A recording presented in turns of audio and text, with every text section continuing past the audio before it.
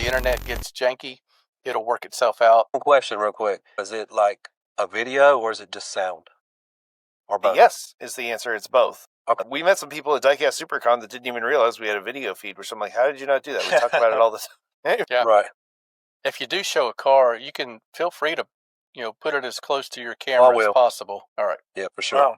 There's no need to bring that kind of heat out, David. Yeah. Way to flex that PT Cruiser there, man. I'm just saying that Kilo's probably going to be doing a PT Cruiser now. Yeah. Gee, I hope so. They made millions of them. Cabriolet, gentlemen. All right. Anyways. In 3, 2.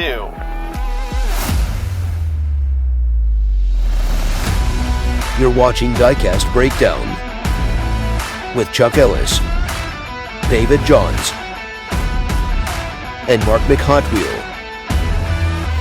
So sit back, strap in,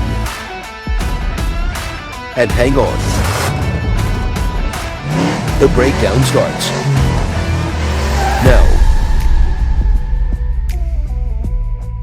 Well, hey there, folks. Chuck here, and welcome to Diecast Breakdown. We're so glad you're here.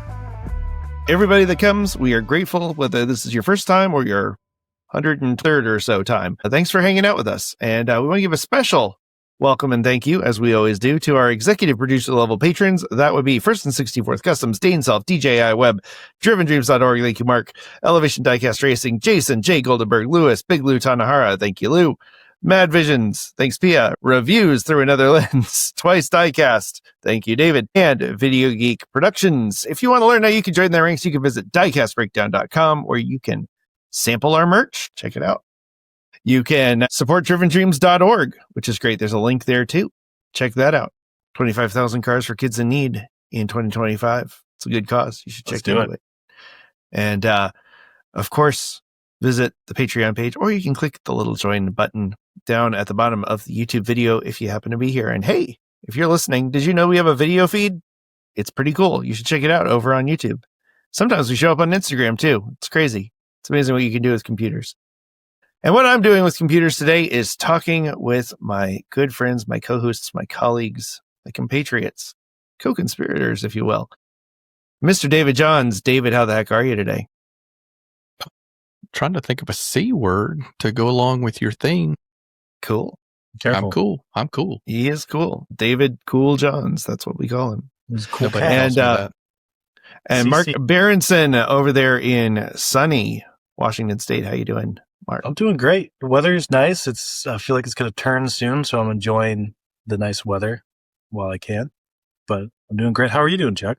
I'm doing great, thanks. I was just over in your time zone visiting the good folks in San Francisco, and glad to be home is my description of San Francisco. There were some lovely spots. Visited a Toys R Us that I heard was in the Macy's, and I thought, hey, maybe they've got some diecast. And they did kind of. It was like a little bitty kiosk. It was tiny. It was all fantasy cars and play sets. And so it's just great for kids, just not for me.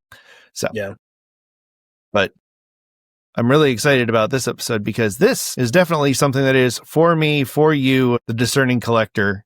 I can already hear David's mouth frothing with excitement over our guest today and what he's going to drop with us. That was Mr. Bryan Pope of Kilo Wheelz. Did I say that right? Kilo Wheelz? Who? Kilo Wheelz with a Z. Kilo Wheelz. Well, Bryan, thank you so much for being on the show. We're really excited to have you on. Thank you so much for having me. I'm excited to be here. Now, before we get to Kilo Wheelz, you are a customizer. I also customize as well. It's really cool to have a fellow customizer on, but you're not just a customizer. You're a Hall of Fame level customizer. So for those who somehow have found this show and don't know who you are, let's do a little quick bio. Who the heck is Bryan Pope, and how did he get into the world of diecast? Well, it's a funny story and a long story, but I'm going to give you the short version of it. I grew up on a farm. And one night at dinner, my dad was saying, what do you want to do with your life, son? And I said, I want to farm, Dad, of course. He's like, well, bud, there's really not much future in farming. So you need to decide on something you want to do. Go to school. So I always was artsy-fartsy. So I decided to study commercial art and graphic design. So I attended a 2-year school, got an associate's in graphic design. Mm-hmm. One of my first jobs was screen printing gas station toppers. Then I moved to pre-press. And then after that, I eventually ended up at a local drugstore doing Sunday newspaper flyers. And then I landed a job at Jerry's Artorama, which is one of the nation's largest art suppliers. And I've been there for 20 years doing package design. So that's a little bit about my education and my background skills. I've been a graphic designer for 30 plus years. So I have that. But as far as the Hot Wheel game, in 1996, drag bus, right? 96. My brother-in-law showed me one. Well, he was my ex-brother-in-law, but he showed me the drag bus and I was like, man, that is cool. I played with Hot Wheels as a kid, but more so I played with G.I. Joe. That bus just intrigued me. And, him and I together started collecting. And I went to my first convention. I would think it was 99. My first convention was in Connecticut. Randy Price had a wild weekend of Hot Wheels. So that was my first actual convention experience. And one convention led to another, and I started going to the Nationals and the Hot Wheels convention. And I started noticing the custom contest. And my good buddy, rest in peace, Chris Walker, he grabbed my attention because his designs were fantastic and he was hot at that time. And not to take away from him because he is a fantastic builder. I never consider myself a builder. I'm more of a paint scheme graphics guy. And I had said to myself, I think I can compete on that level. So I started customizing, entering contests. I won over 40, I think it's 50 total awards over 4 countries, Brazil, Mexico, United States, and Canada. I professionally customized for 19 years, from 2005 until last year. I retired, actually. I quit customizing once I was offered this gig with Kilo Wheels. I had 2 sinus surgeries. I had an industrial paint booth, but still, if you guys are familiar with paint, automotive paints, there's a chemical called isocyanates. And they get in your pores, they get in your eyes. Yes, I wore a respirator. Yes, I wore goggles. I wore gloves, but 20 years of painting in a small confined area, I kind of built a tolerance or a resistance to the isocyanates. So every time I would paint, I would just feel nauseous. I had sinus infection. I figured that the customizing era had ran its course. Over those years of customizing, I did a lot of design work as well for CJ and the Super Convention. I did Mattel approved graphics for Wild Weekend with Randy. Actually, I've done graphics for Mark and Jennifer for the Hot Wheels Convention and Nationals. And, my ultimate goal was to be where I'm at right now. I wanted to work for a diecast company.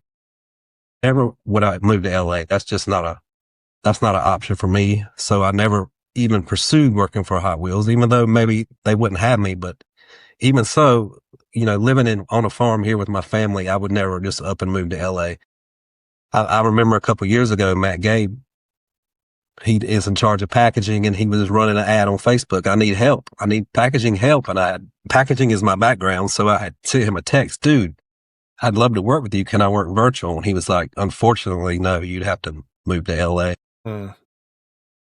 That kind of sums up a little bit about my history. Yeah, that's a really cool history. So you did some automotive paint for full-size vehicles for a good chunk, or what did you paint? No, it was all Hot Wheels. Oh, Hot Wheels in a booth, or yeah. I mean, I had an industrial pache booth, but like I said, those chemicals are so harsh, and it's mostly in the clear coat. Sure. Yeah. The hardener you put in the clear coat, it's very vicious. It's very, very bad for your health. Sure.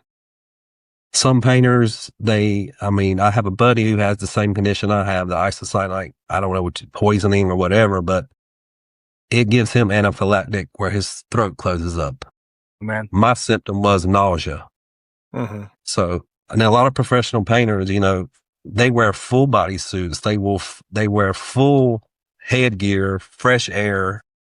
I guess I could have took better precautions, but who would have thought painting little Hot Wheels would lead to this? So with all that being said, all you customizers, protect yourself. It's very, very important. Yeah, I do some painting, but I don't do anything professionally. Well, I do it professionally, but it's mostly for engine bays and undercoating and stuff like that. So there's no Right. clear, because clear is pretty nasty.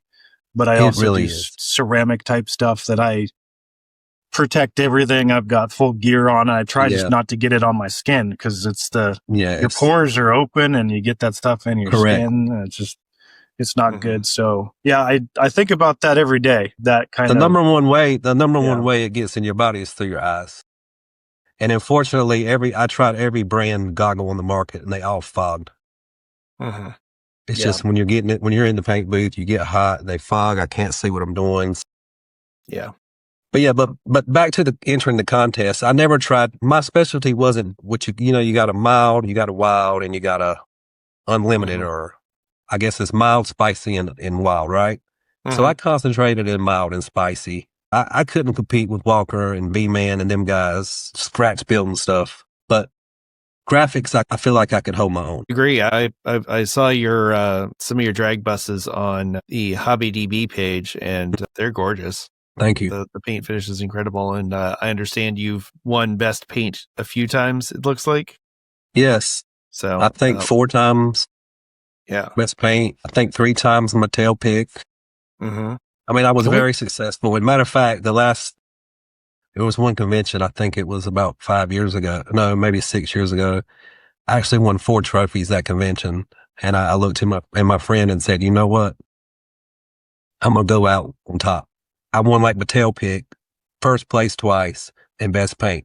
And I'm not tooting my own horn. I'm telling you this to tell you another story is I wanted to give back. So at that time I had been asked by Mark and Jennifer and Dan, who runs the custom contest, to help judge and run the contest at the Hot Wheel conventions. So I said, you know what? I'm going to retire from entering contests and help you guys judge. But for a few years after that, I did do my own thing, continuing to sell a few cars, but I did not compete after that one good exit I had. Yeah. Do you ever see any of your customs like surface on eBay or Facebook Marketplace? All the time, The yeah. resale? Yeah. I do. I mean, if you type in Pope Designs, you'll probably get 10 or 15 maybe. Mm. It's sad to see, as popular as the VW drag bus was, I just feel like lately a lot of guys are selling them off. So I do see a lot of my drag buses pop up from time to time. Back with more Diecast Breakdown after this word from our sponsors. Legendary Hollywood concept artist and designer Fireball Tim Lawrence has created 3 exclusive pieces of automotive art based on the 3 hosts of Diecast Breakdown. Get these and other brilliant designs printed on mugs and more at fireballtimgarage.art today. Cast Heads magazine is a digital publication dedicated to enhancing the lives of collectors all across the world by providing information on new models, reviews on brands and diecast accessories like figures and dioramas, throwing light on customizers, photographers and people who contribute to making the diecast world vibrant. Subscribe to Cast Heads for free and look for collaborations with Diecast Media Network at castheadsmagazine.com. And now back to Diecast Breakdown. I got a question about the drag bus, Brian, and we'll get back on topic, but this has always perplexed me. Just from a collector standpoint, that is one of the most collectible and desired castings. Why do you think that is? Do you think it's the overlap of VW fans and drag fans and muscle heads? Like, how do you explain it? I think it's all of that, but the number one reason is you have so much canvas space. There's Real no estate. other Hot Wheel that has that much flat space to decorate. Yep. Yeah. Okay. That was my guess as the customizer of the group. I was like, well, you can. It's a blank. It's a billboard. It's Right. three billboards on it. Not counting the front and back. Yeah, So, that and the Dairy Delivery are great models for a lot of deco. Let's talk a little bit about what a lifetime dedicated to design and specifically Hot Wheels. You talk about this new project as kind of a dream come true for you. What does it mean to be part of the inception of a new diecast company? I want to hear what that means to Bryan Pope. Well, like I said, I mean, it's a dream come true. Who wouldn't want to work for a real diecast manufacturing? I mean, doing customs is really cool. It was just an honor for all the customers I had. I mean, look, I have a couple customers that have over 200 of my pieces, right? That's an honor in itself. But to be working for a manufacturer that's going to produce factory cars, it's still a dream come true. I mean, I've worked all my life for this. And I'm sitting on pins and needles just waiting for our first paint sample of one of my first designs. Just to hold it in my hand, like, absolutely. And specifically, I'm waiting for this baby right here. Look at that. Yeah. Mm-hmm. All right, guys, this is one of the first looks ever at a Kilo Wheelz model. Opening doors. I mean, and this picture doesn't do justice, guys. I mean, this car is absolutely sick. All right. So tell me, what is that, a 3D printed model? This is a 3D resin. Okay. And this is what they show us to approve before they send it to molds. So hopefully we'll have a picture on screen. Tell us the make and model of that vehicle, and will this be the first Kilo Wheelz release? This will not be the first Kilo release. It is a 2025 Mustang GTD. Okay. All right. We plan for it to be a sales car. We're not sure when, where, and how quite yet. A startup business, boy, you just can't comprehend the amount of work we're having to do right now with all the licensors, getting everything approved, learning how to work with the factory, and then learning how to work with us. But I think I should just take a minute and back up a second and tell you how I got to be part of the team, because one night I got a call from Mike Zarnock. And, him and I have been buddies for a long time, but when I saw the phone ringing Zarnock, I'm like, what the heck? He said, Bryan, I want to talk to you about something, and I think you're going to want to hear what I got to say. I said, yeah, sure. So we chatted, and he said, I got a call from Amy, and she wants to work with the factory in Asia and develop a U.S. brand of 1/64 diecast. Okay, this factory, they don't produce 1/64 until now. So that's another challenge we're going through, the learning curve. Okay. You have a factory putting together 1/18, 1/10, or whatever. They have to learn how to scale it down and learn the process. So it's really a learning curve for everyone. But I said, are you serious? He's like, yes, Amy wants you to call her, but she wanted me to call you first. So I called Amy, and she said, Bryan. I said, yes, Amy. She's like, I've asked you twice to work for me, and both times you shot me down. She had asked me to work on a couple projects with her earlier. I don't remember if it was Shelby or if it was Celine. I don't remember, but I went through a real nasty divorce one time. And when she called me, I said, Amy, look, I'm in no mental capacity to help you with this project. She says, now don't turn me down the third time. This is what I got. I want to start a company. I want to model it like the Red Line Club. I'm going to bring Heralda.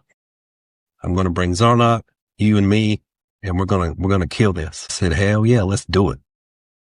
So kind of the rest is kind of history. So it's a great lineup of people that talk about that lineup. And one of the things she said about 15 years ago, I had a Halloween party at LA, and one of my friends, Connie Basham, had wanted to invite Amy. I didn't know her that well. I knew of her, but Connie was really good friends with her. So we invited her to the party, and I had done a drag bus for that particular party, of course, a Halloween party. She says, Bryan, I have the drag bus. When I saw that drag bus, I knew you were going to do something with this hobby. I just knew that you were going to be good at it. I've always liked your stuff. I've always been secretly watching you, and I want you on my team. So, like I said, I have a full-time job, and I love my job, but after a conversation with my wife, I was willing to make dedication to do both. Yeah, she wants me to follow my goals and dreams also. Oh, that's great. What a cool thing to bring together. I'm curious because, Zarnock is Mr. Hot Wheels. Correct. Was this like his idea? Like who was the original genesis? Was this him and Amy talking together, or because it's just weird to think of him doing anything that's not Hot Wheels related. And I know he collects M2s and he has other stuff in his collection, but you look up Hot Wheels in the dictionary and there's probably a picture of Mike Zarnock there. And I agree with that. And I'm not at liberty to speak for what his decisions are or what made him want to do this, because I don't want to speak out of term. I just know that when he called me, he was enthused with what Amy wanted to do, and he wanted to be part of it. Now, as far as his Hot Wheels, I'm not sure. He has the World Genesis collection of Hot Wheels. He'll always be a Hot Wheel collector. Oh, sure. But I can't really add much more to that. I guess that would be a conversation for him. Yeah.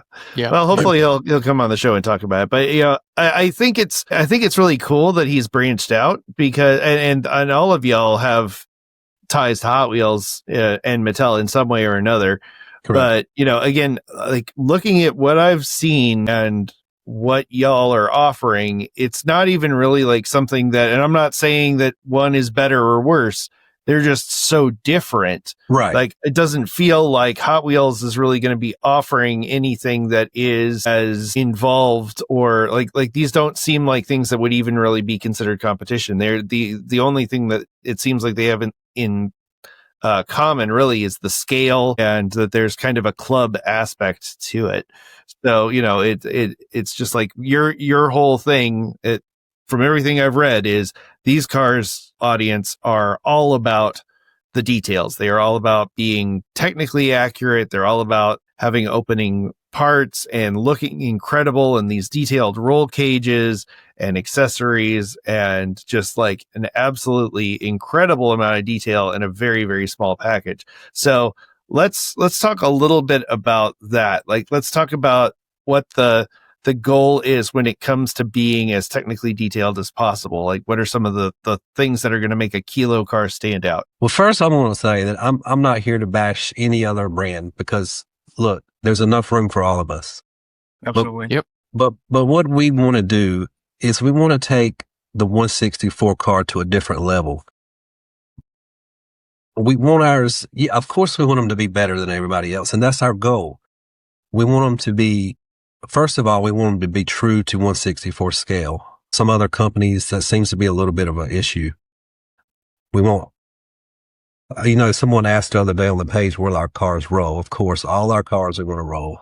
Here's a Bronco. This is a 1966 Ford Bronco. Love that one. Yeah. Opening tailgate, trailer hitch. I wonder what might happen with that down the road. Undercarriage, fantastic details. Just look at that. I mean, I'm trying my best to help you guys, but just look at the interior. Look at that. Yeah. We want to have all details. I mean, we want to have the chassis details. Okay. We want to have opening parts. You know, someone asked why wasn't the GTD engine bay open? Well, it's a good reason. Number one, we're running a really tight, quick ship, and, you know, we just didn't have the data at that particular time to do the engine, because you look, Ford was very, it was very hush hush, the GT engine bay. I mean, you couldn't even find references online for it.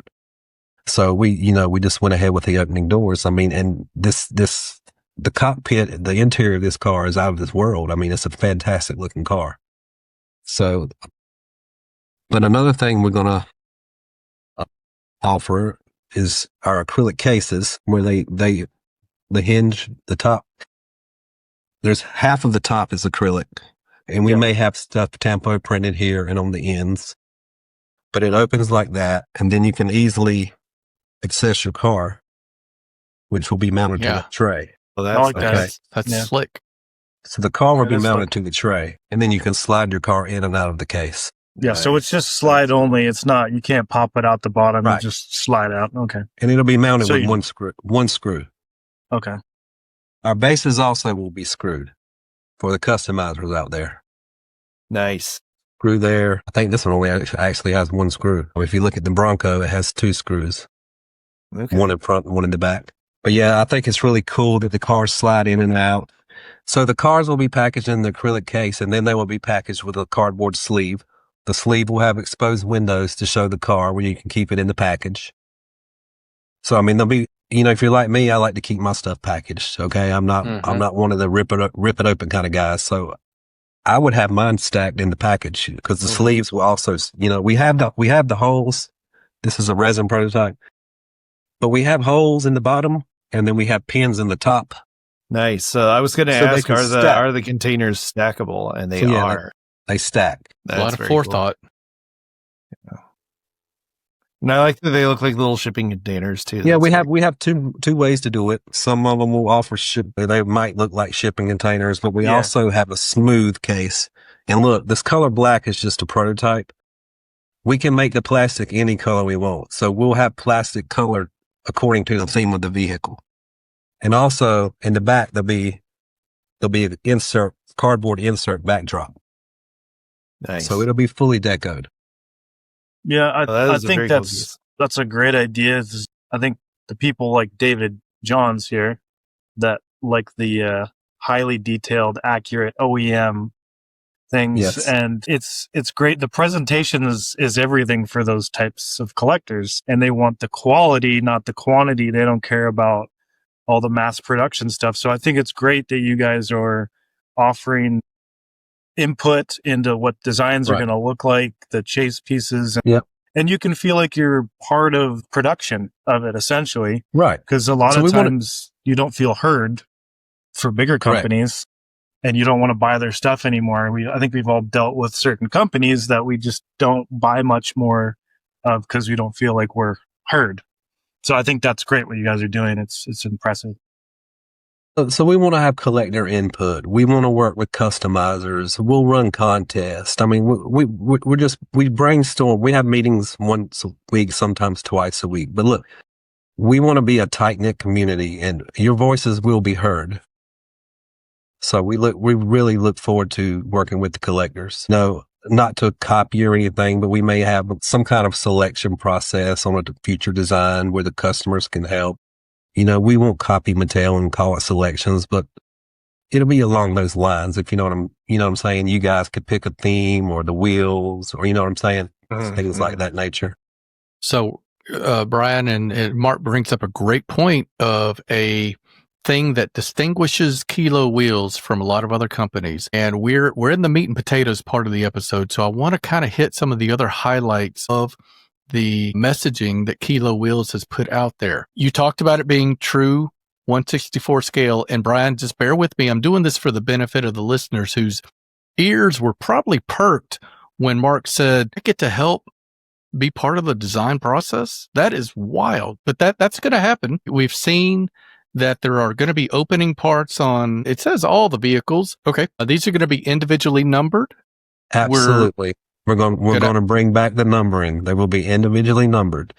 We're going to have some chase pieces mixed in there too. We're going to have chase pieces. We haven't really decided what percentage they will be, but it will be a percentage where they won't be impossible to acquire. All right. So we also, no, I'm sorry. Go ahead. They will be individually numbered as well. That is awesome, Bryan. We mentioned the other company that's doing something similar. We're not even going to say their name for this interview, but I want you to talk about what the Kilo Wheels membership club and what does that even mean? Does that mean that only these club members are able to buy these cars? Can you tell us a little bit? That's absolutely correct. Okay. Look, Amy started the Red Line Club. I think everybody knows that. She founded it. She started it. Look at it now. Yeah. Okay. She's not there now. Look at it now. Yeah. Catch my drift? Yeah. All right. We can read between the lines. Okay. So what we're going to do is we're going to start from the ground up. You have to join the membership. Once you join the membership, again, logistics, we just haven't decided what the price is going to be, but it's going to be very economical. Okay. You join the membership. You will get a membership car. You will get a membership badge. We haven't decided if it'll be like a credit card or whatever, and then like a pin, an enamel pin. Again, we're still working logistics out, but you'll get like a membership kit. Okay. And when you join the club, just like another club, at that point, you'll be a member of the club and you can purchase future releases. Our goal is to do 12 to 24 cars per calendar year. That's a good number. 1 or 2 a month. We'll try to sneak in holidays. Then, we'll work customizers. We will attend events. We will have future event only exclusives. We haven't worked out, if we have a certain amount at the event, if we have leftovers, will we put them online for members, or do you have to attend the event to get the car? we're still in the logistics, but look, we always want to keep the collector in mind and try to do what's right for everyone. Don't touch that dial. Diecast Breakdown will be right back after these messages. Diecast Breakdown is produced in partnership with Twice Diecast and Driven Dreams Org on YouTube. Check out their channels in the video description and subscribe for more epic Diecast content. Hey, this is Larry Wood. This is Derek from Honest Diecast. Hey, this is Chad Reed from Round 2. This is Mike from Gasland. The SRT Joe Vita Show. This is Champion DJ K. This is Mad Vision here. This is Diecast Dude. And you're watching Diecast Breakdown.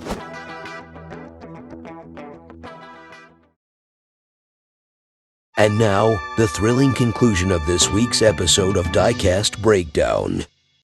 Last thing I want to mention on the messaging that we got, talk about the collectors around the world listening that are probably thinking, oh man, this is going to be a USA only thing. Is Absolutely that the case not. for Kilo Wheelz? Absolutely not. We're going to ship. We're working on logistics with that as well, but it's going to be open. I want to say worldwide. There may be a few countries excluded, but I think it's pretty much going to be worldwide. That's awesome. We will ship. And of course, their shipping will be more than us here in the U.S., obviously, but the club will be open. And the way the club will work is you can get a membership per email. So if you want to get a membership and you want your wife to get a membership, she needs to have a separate email address. Does that make sense? That makes sense. Yeah. Another question that comes up, the materials say color changes every 2,500 pieces. So what happens to, are you going to limit the membership to the first 20? Because that was kind of how the Hot Wheels Redline Club was originally, right? There was only a certain amount of people allowed in. Right. That we're still working through. I'm not sure, but Amy her mentality is color shifts every 2,500. So I don't know if we will wait to see how many members we have before we go into production, or if we will go into production with not knowing that in mind. You know what I mean? We'll have a pretty good gauge for how many members we're going to have in the first couple of months. Our goal right now is to ship the first car in December. And the website, I don't know exactly ETA, but it's coming in hot. Wow, that's real fast. Yeah. So, and that's going to be, is that the Bronco or the Mustang? The membership car? Yeah, the first one. It's neither one. We haven't Interesting. Yeah, we haven't unveiled Breaking it yet. news. So I got to say real quick before with me saying that, if we haven't, like I said, we're having to learn everything from the ground up. If we run into a snag or a typhoon, I'm not going to say that the order wouldn't shift around, but the plan A is not either one of those two cars. But please do not hold me to the plan B not coming in effect. Brian, I got to say, as somebody looking to the future of Kilo Wheelz, to have the person that started the RLC and has watched it evolve, and to know the things that you want to focus on and not let happen, that's got to be pretty reassuring to the rest of you guys that she's got her finger on the pulse. Look, Amy's incredible. I mean, this woman, she works 24 hours a day. I swear. I mean, she's up all night with China. I mean, she's a workaholic. She knows the cars. She knows them inside and out. And one of the things I told her, I was like, Amy, look, there's no one else I would have said yes to other than you as far as doing this, because I know she can get it done. And I haven't had a chance to talk about Heralda much either, but man, going in full circle again, that very first convention I told you about in Rhode Island, I met Michael Heralda at that show. And just think about this. You meet a Hot Wheel designer at the first show you go to. Fast forward 30 years, and now you're working side by side with him. Yeah, I mean, this guy's a fantastic artist. I look up to him. I think he's designed over, I don't remember, 5,000 tempos. Yep, and is still designing. And he's a super guy, super nice guy. Super nice guy. And our styles are totally different. We complement each other. I'm the hot rod, raise hell, go fast kind of guy. He's the tequila lowrider, chill, laid back. Yeah, chill. Yeah, I think we make a really good team. I agree. I think that's really cool that you got that balance going. I do have to ask, What's the story behind the name Kilo Wheelz? And you've got like a little tiger logo. What's the story with that? We just brainstormed with names, and we came up with the Kilo. And Amy, she told me to draw a tiger, so I drew a tiger, and I made him. So you did that, yeah? And I made him. I made him look Asian, and I didn't think she'd like the first thing I came up with. She's like, "I love it." Mm-hmm. So the tiger though is not. It's more going to be geared towards the squad. Does that make sense? Mm-hmm. The core group of us. Is there going to be live events associated with the brand? So, or with our ultimate goal would, of course, to be to have our own show. But as we start the brand, we are going to attend Las Vegas Super Convention and have a show exclusive. That will be our first pop up. Yeah, awesome. Yeah, that no better place to make a splash. So we will be there. We will be there in February. Or actually, cool. I think it's March this year. I apologize. Yeah, that's coming up fast. I can't believe it's already like we're this far away from the last one. It feels like we were just there. But and folks, if you're listening, watching, and you haven't made it to Diecast SuperCon, you got to go. It's even if you're one of these people that's like, I don't like Las Vegas. Like, I don't like Las Vegas. And I was there. Fun. I didn't leave the hotel. You didn't have to. No. There was and you can meet guys like Michael Heralda. Yeah. And all kinds of great designers. And, And look, CJ puts on a great event. He does. CJ is one of the first guys to give me an opportunity to do a show car. So I got to give credit where credit was due. CJ has always been a good friend to me. And, I'm not good with years. I don't know what year the first Super Convention was, but the second year Super Convention, I was inducted into the Hall of Fame. And then at that point, I was asked to do show exclusives. And then a few years down the road, I was also inducted into the Hall of Honor. Yeah. They're good about recognizing folks. Oh yeah. Sorry, Mark. I didn't mean to cut you off. Oh no, you're good. I think that's amazing because we of course we've been 2 years to SuperCon convention, and it's a really magical type feeling to be there if you're a collector. I guess it's the only way to put it, because when you're going looking for chase pieces or whatever, when you find them in the store, it's kind of that feeling as you're walking around and seeing all the customs or the show cars and all that stuff. It's your opportunity to buy stuff without having to fight somebody in the aisle. So it's all there. You've got the designers, you've got like the owners, you've got everybody's there, and it's just a really laid back, fun feeling. It doesn't feel stressful at all. Unless you're doing 12 shows in 4 days, Brian. That's the only time it's stressful. For us is a little different. For us, it was a little intense. But it was intense for us. But for someone just going to enjoy the show, it's pretty laid back, and you can stay at the hotel. You can check out their car show that they have there, and you can eat. There's, and just meet new people or the people that you look up to that are designing the cars. Meet you there, Brian. It's a great place to go. At least put it on your list if you plan on going to another show or Hot Wheels or whatever. It's good to go to that one because it's such a mix. Yeah, I really look forward to it because it's been 5 or 6 years since I've attended. And I've heard it's really grown, so I'm really excited to check it out. Oh, yeah. It's just a matter of, from a couple of years, I think we skipped a year, and it had grown substantially even in the last couple of years, of how big it's getting, and other manufacturers, not naming any manufacturers, other manufacturers like noticing how big it's getting, and they're like, I want a piece of that, and people are coming back or signing up, that they've never been before for the manufacturers. And it's nice to see everybody showing up to something that was kind of a grassroots type of deal when it started up. Cause I think that's how everything starts. Like you guys are, starting from the ground zero, but it's amazing for us as, podcasters and the collectors to be a part of something new and watch it grow. Because even if it didn't grow to the huge, of course we want it to get as big as humanly possible, but it's just cool to be a part of something when it starts up and be an actual, you're helping the designs and all that stuff. I mean, you basically have a say in how things look to an extent.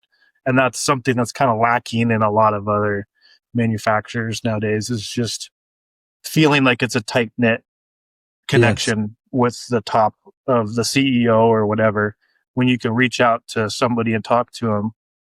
And see, Amy, Amy not only offered us a job, she's a percent owner of the company, and she is, all four of us have a percent ownership of the company. So we all are here to make it successful.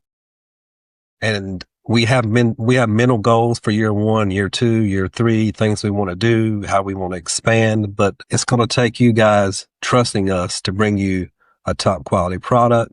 And I'm here to tell you that we're going to bring you a top quality product. I can't wait. I am so excited about this.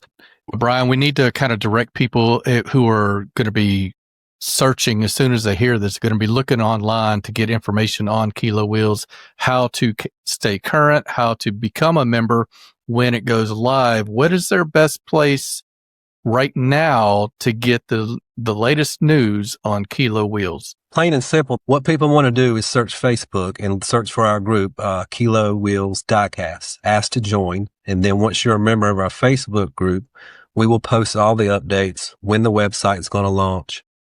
And then you join the website. And then from there, you purchase your car, your membership, you'll see the drops. And of course, we'll keep people informed on Facebook as well, but the website will be the go-to. Yeah, I like that. And folks, that's KILOWHEELZ, all one word, Kilo Wheelz. If you're Kilo Wheelz. Boom, got the merch already. Yeah. Look at that. All right, cool. So we're going to start out on Facebook. You join the group, but then eventually you're going to migrate toward the actual Kilo Wheelz site. And I like that you mentioned, or the messaging had also information about being in forums on the website eventually, and also merch. You guys are already getting out there with the merch. Tell us, as we kind of creep toward the finish line, talk about everything Kilo is doing right now. Okay, so we're working on the website around the clock. Once the website launches, of course, the Facebook will guide the way to the website once that launches. So at that point, you can join. And as I told you, you'll be able to join once the website launches, but the first car will not ship until December. And then moving forward, we'll have the monthly or the bi-monthly car sales. But also on the website, we're going to launch our merch, shirts and hats, and who knows what else. We're going to have forum section. We're going to have about the four of us, our backgrounds and what we bring to the table. We're going to have event section, like what events we'll be attending and all that good kind of stuff. Facebook is our go-to now, but we really want to migrate everybody over to the website. That's our end game. Not to say that we'll leave Facebook as a stepchild. Of course, we'll still be on Facebook, but the most prominent information we'll want to have on the website. That makes sense. Absolutely. So don't walk, run to Facebook and sign up, because I have a feeling these memberships are going to get snapped up real fast. So I think you guys are going to have a lot of people wanting in on these cars because they look fantastic. I definitely want to be a part of the inaugural run, and I'm sure all our watchers and listeners do as well. So check that out. I'm hoping we can get some of the other founding four on here again to talk about this, because we've had Mike and Heralda on. We'd love to get Amy on as well, and we're just tickled to death that you gave us an hour of your time to sit down and chat with us, and we really appreciate it. We wish you nothing but the best. We're excited for you. It's really cool to see, as you're taking this hobby and you've turned it into not just a passion but a profession, and there's so few opportunities that people get to do that, and it's really cool that you've been able to make that happen. Folks, it's it's never too late, and you got to just keep putting yourself out there, keep chasing your dreams, and with that and a little bit of luck and God willing, you get where you need to go. I just want to sign off and say one thing. Chris Walker, rest in peace, buddy. You truly inspired me. And all of us. He really owe him a lot, because he was my, what is the word I'm looking for? Inspiration. He was my inspiration for this, and he was a good friend. Yeah. Night Stalker gone too soon. And just remember, Kilo Wheelz is technically better. That's the tagline. Technically better. Technically better. I love the nod to Chris Walker. He was one of our first guests on the show, and we were tickled to death that he was willing to show up and chat with us, because he was such a huge part of the community, and we really appreciate it. I've got one of his cars. Oh yeah, right over here. This little Woody here is one of his. I'll tell you a quick story about Chris real quick. He's got a buddy named Chris Houp. And, when I very first started customizing, I was having Chris Houp print me some decals. And Walker caught wind of it. And he told Houp, he's like, dude, you can't be printing these decals for this guy. Because I was competition. He's leveling the field. Edge. That was just, but we all, did we have our spats? Of course we had our spats. But man, we were buddies in the end. We were always buddies. Sure. Keeping each other sharp. I think that's great. Yeah. I got one of those ghost toner printers not too long ago where you can actually print white, and yes, it's a delight. I mean, when it works, it's a delight. Most of the time, sometimes takes technology. It is a delight. What brand did you go with? I have the bigger HP LaserJet. Somebody actually gave me a laser printer scanner that fits the cartridges that Ghost Toner sells, and so I was able to, get that. So it's the one that you take the HP, and it's not like the big Impala printers or whatever that actually have like a CMYK in white. It what you do is you replace the black toner with white, and you print a black layer, and it prints as white, and then you put the black cartridge back in and print all your other colors, and it kind of works most of the time. I went through 13 Alps printers over 20 years. 13. Paul Udelis over at Fat Guy Productions, he has one of those printers, and it's still working. They don't make them anymore, and he's just going to keep kicking it down the road and making it work. Those things are intense. I would love to get there someday and have one that'll print white at the same time. But for the hobbyists, and even the ghost toners, they're pricey. I mean, getting into those is $500-600 unless somebody gives you a printer like I had. But it's amazing how that's changing. I would love to see decals become much more accessible to people, because that is I think something that holds a lot of customizers back is access to printable decals. But you guys were blazing trails back before any of that stuff was readily available. So like you said, you had the booth, you were doing it all the hard way, and now I just got a can of 2K clear that you can get that has a indefinite shelf life, and I'm still not sure how they do it, but it's pretty wild. Just be careful, Chuck. But it's not good for you. No, it is not. No, I was gonna say I restored a 64 Plymouth Valiant that I've had since I was 15, and one of the things that I did when I rotisserie blasted the car, and then my buddy who restores cars and does customs, he was like, you should do truck bed liner on the underside of it to seal it all up. And I thought, it'll go on like paint. So I had a respirator and eye mask, but I just rolled under there with like t-shirt and shorts, and came out with it was stacked on the hairs of my arm. That's brutal. So I probably took a few years off my life doing that, but because that was 2-stage rhino liner type stuff.